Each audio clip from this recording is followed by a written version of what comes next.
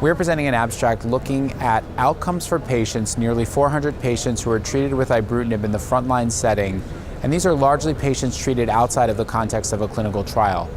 The rationale for this project is that we really don't have a lot of information about ibrutinib in treatment-naive patients in a quote-unquote real-world setting. We have data from the RESONATE-2 trial which studied ibrutinib in comparison to chlorambucil, but those are generally older patients, older than 65, patients who do not necessarily have high-risk cytogenetics like a deletion 17p, and so trying to translate those results to patients in our practices may be difficult.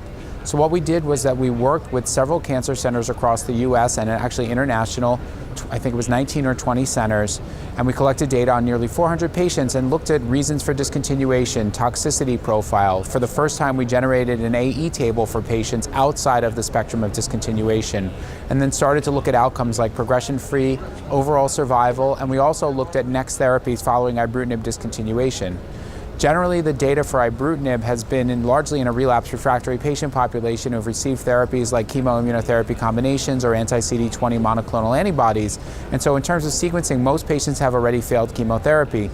We wanted to start to ask the questions, when patients are started with a chemotherapy-free approach, what are next therapies that are selected for patients? Is there a role for chemotherapy? What are the agents that are being utilized in practices across the US?